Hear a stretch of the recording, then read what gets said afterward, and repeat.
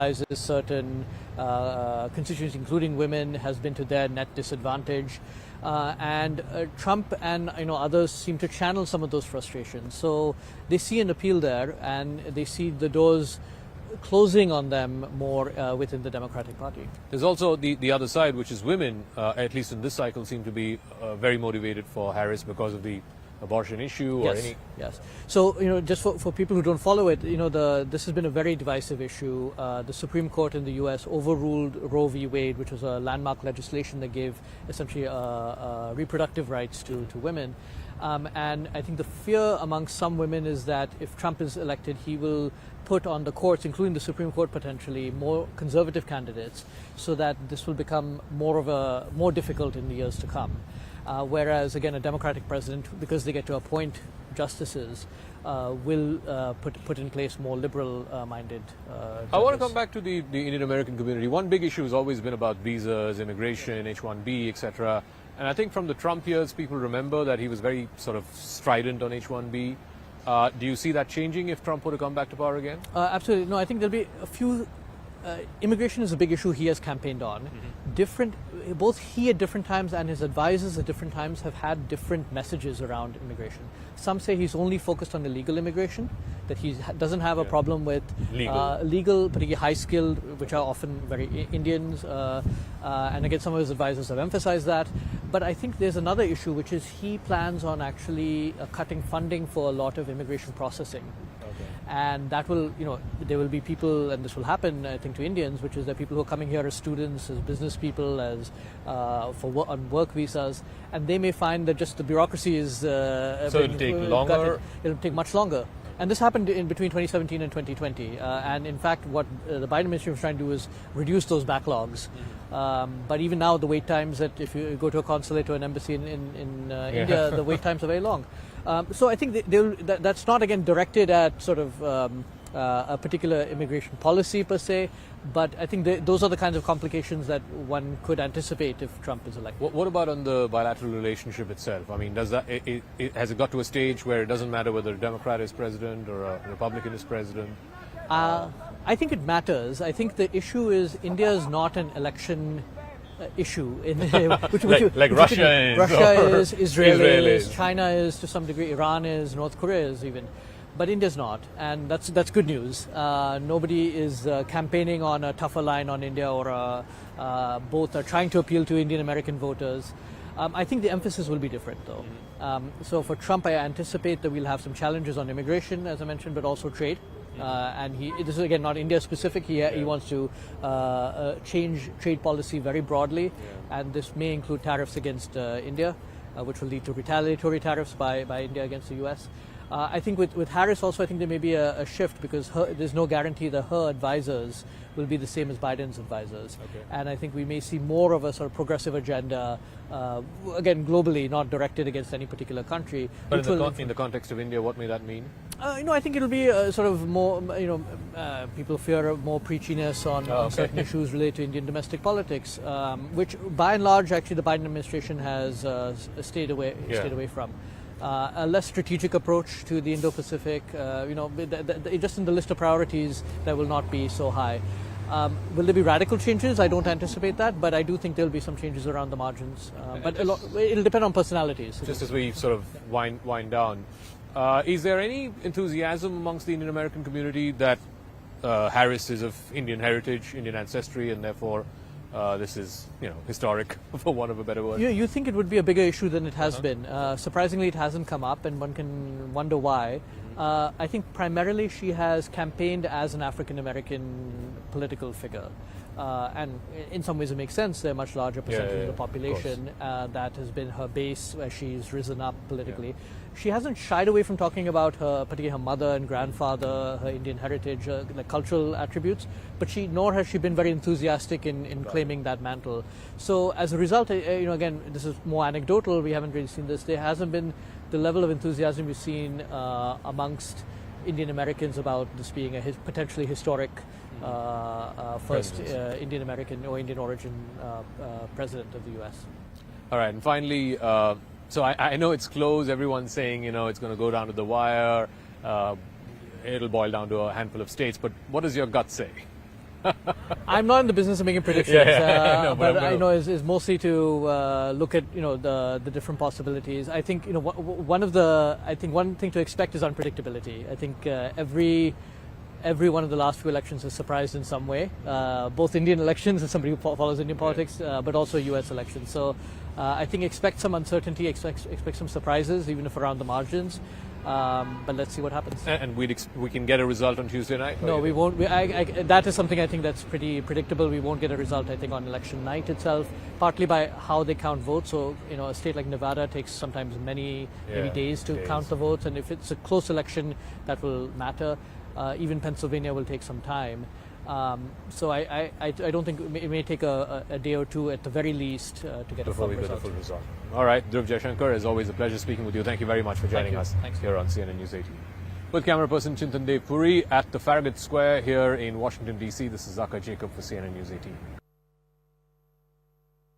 It's going to be the closest election in an entire generation in the United States, and on election day, the choice couldn't be more stark between Kamala Harris, the incumbent vice president of the Democratic Party, and Donald Trump, the former president of the Republican Party. Now, it boils down to about half a dozen or so swing states or battleground states, one of which is the state of Michigan, and I'm now joined by the... What a great place. دیکتاتور، فاشیست، احمق، دروغگو، زباله، فاسد. شاید باور کردنی نباشد، اما بله، دو نامزد و حامیانشان چنین صفات‌هایی به هم دیگر دادند. از دونالد ترامپ شروع کنیم که آغازگر بود. این زن بیش از اندازه دروغ میگوید. او نمیفهمد. هوش پایین. این زن فرد با هوش پایین است. و بایدن را احمق خطاب کرد. او شبیه شیطان و چقدر احمق به نظر می رسد. بایدن اما ترامپ را بازنده خواند.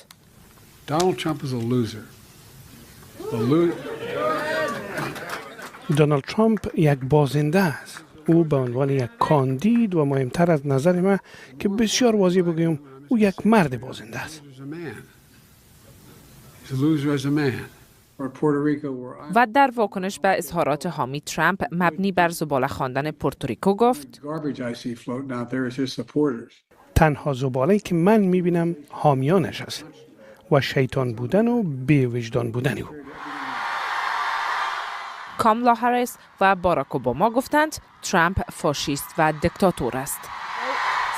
مطمئناً در چارچوب تعریف دیکتاتور قرار می‌گیرد و در واقع در روز نخست دیکتاتور خواهد بود.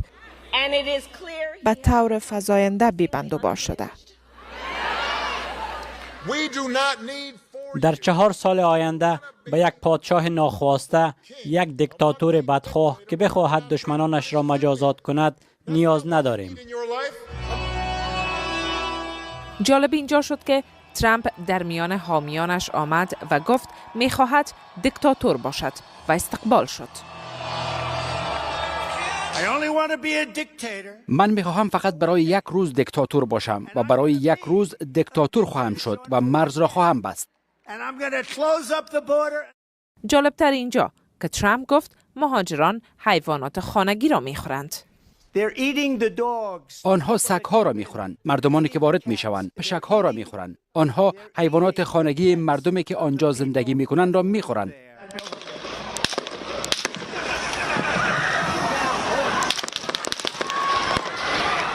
انتخابات 2024 ایالات متحده از منظرهای مختلف غیر معمول خوانده شد. این اتهام‌ها و طرز صحبت نامزدان و حامیانشان علیه همدیگر هم شاید بخش از این تفاوت است. سمسام سیرت، واشنگتن دی سی.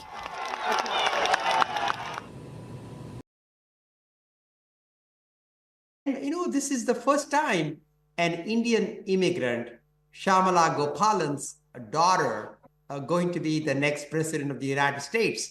This is a matter of immense pride to the Indian American community. So we cannot forget the fact that she is a daughter of an Indian immigrant. And this is history making. When Kamala Harris becomes the president of the United States, an Indian immigrant's daughter will be sitting there at the most important job in the whole world. Congressman, I do want to talk to you about one issue which has been rankling a lot of folks back in India and, of course, in the Indian diaspora, both here in the US as well as in Canada, about these attacks that are happening at Hindu places of worship, temples. The Khalistanis are at the forefront of it. How would you speak to those concerns? How would you address those concerns?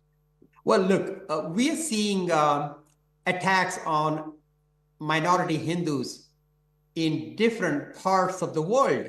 Bangladesh, Hindus are tortured. Their places of worship have been attacked. In the United States, we have seen about 25 different temples have been attacked with graffiti and anti and hate messages. I have spoken with the State Department. I have written to the State Department, and I've asked the State Department that FBI investigate these crimes as hate crimes, and these need to be investigated. Those who are guilty must be punished to the fullest extent of the law. And as a United States Congressman of Indian origin and chairman of the Hindu caucus in the United States Congress, I'm urging Canada, the Prime Minister of Canada, to ensure that the rights of the minority Hindus in Canada are protected, and that they need to get special protection and ensure that such attacks on their places of worship must be stopped and must be investigated. People in Canada, Hindus all across the world, must be able to practice their religion without fear, without intimidation. And that's what I would ask the Canadian government to ensure and to make sure their human rights are protected. History. If you believe the polls, Willie, then we are deadlocked at a tie. If you look at the New York Times aggregate of polls, it's all a right. tie. So if it is going down to the wire between New York Times Siena poll. It's a tie. If you look at the Washington Post's aggregate of polls, it's a tie. There are a few that are outside the margin of error. One for Harris that has her up 4.5 from yesterday. The Harris campaign obviously feeling very good this morning that they have just enough to win this. The Trump campaign has been confident all along, not quite as confident as they were before, but certainly those that are supporting them, every bit as confident as well. So something has to give. Yeah, that's right. I mean, we talk about how the polls have been not particularly accurate over the last couple of cycles, but when enough. This is Tesla's worst nightmare. A new gadget is flying off the shelves, How are you but feeling Tesla is making about the chances of your candidate? Well, I'm cautiously optimistic. We're excited for the chance to elect our first women president, our first president of Indian descent. It would be a historic milestone for our country, and we're very excited. What do you think is working for Kamala Harris? Well, it's a very close election. And in fact, ironically, you're in the District of Columbia, my jurisdiction, but right now I'm still in Pennsylvania, where I and most Democrats from Washington, D.C. have been going to campaign because the votes in Pennsylvania are more important to the outcome of this election than the votes in the capital of the United States. And so she has had a united Democratic Party that is behind her 100%. And we are working very hard, traveling around the country to make sure that we can win in the important swing states or battleground states, because even though we expect her to win the popular vote by a large margin, Donald Trump has never won the popular vote. That's not what decides the election. So you have to win in these certain states to get the 270 electoral votes. And we're working hard to put her over the top. What are you seeing on the ground which the polls, you believe, are not picking up? Because the polls have put it virtually in a dead heat, not just nationally, but particularly so in the battleground states. Why do you believe that that's not the case? Why do you think that there's something happening on the ground which the polls are not picking up? Well, there's a level of enthusiasm. The number of women in particular who are coming out and voting is larger. The number of young people coming out and voting, the things that generally bode well for Democratic constituencies, we begin to be hearing. But It all comes down to today. And so we've gotten a lot of our vote out early. We've gotten a lot of Democrats to vote by mail. But if we can keep that momentum up throughout the day and get out the vote in our urban centers where the Democratic vote is sometimes concentrated, it is going to be a close election. So I think it's going to be close. We may not know the result tonight. It may take a few days for a lot of these results to come in, but Democrats are working to the last minute, to the last voter, until the last poll closes to get every last vote out. Talking about Pennsylvania, since you're there, is it fair to say that whoever wins Pennsylvania White House? Necessarily, but whoever wins Pennsylvania is going to have a lot of easier time. It's 19 electoral votes, the largest number of electoral votes of the swing states. It is generally a good bellwether prediction. And so historically, if you have won Pennsylvania, you are the one that goes on to be the eventual winner. Donald Trump won it in 2016. He became the president. Joe Biden won it in 2020. He became the president. So whoever wins is going to be very in a strong position. If you lose Pennsylvania, it doesn't automatically mean you've lost, but you then need to pick up so many other states. You'll need Michigan. You'll need Wisconsin. You might need Georgia, North Carolina, Arizona, Nevada. So it's a big prize. It's why Democrats are here. The governor of the state, Josh Shapiro, has been campaigning nonstop for the vice president. Statewide Democrats have been, and Democrats from other states come to Pennsylvania to get the vote out. All right. And Senator, one final question. So one of the challenges, I guess, for Vice President Harris is to be able to distance herself from the record of the last 4 years, particularly when it comes to the economy and inflation. دیکتاتور، فاشیست، احمق، دروغگو، زباله، فاسد. شاید باور کردنی نباشد، اما بله، دو نامزد و حامیانشان چنین صفات‌هایی به هم دیگر دادند. از دونالد ترامپ شروع کنیم که آغازگر بود. این زن بیش از اندازه دروغ میگوید. او نمیفهمد. هوش پایین. این زن فرد با هوش پایین است. و بایدن را احمق خطاب کرد. او شبیه شیطان و چقدر احمق به نظر می رسد. بایدن اما ترامپ را بازنده خواند.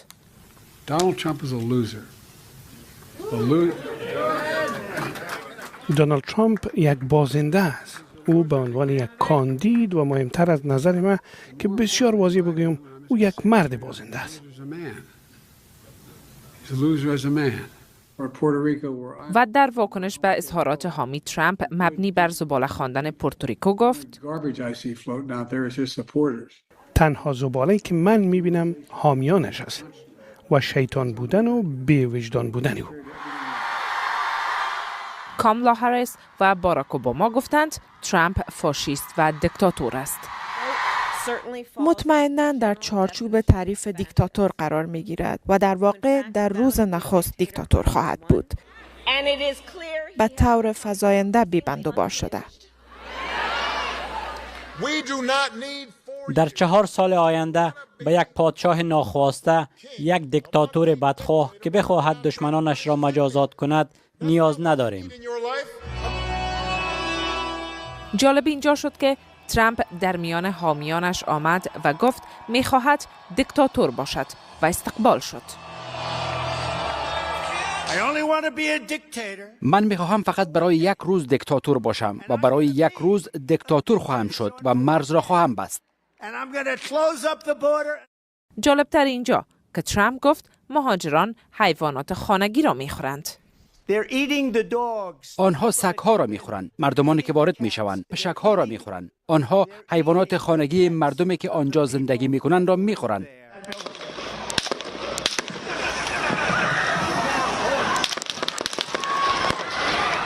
انتخابات 2024 ایالات متحده از منظرهای مختلف غیر معمول خوانده شد. این اتهام‌ها و طرز صحبت نامزدان و حامیانشان علیه همدیگر هم شاید بخش از این تفاوت است. سمسامه سیرج، واشنگتن دی سی.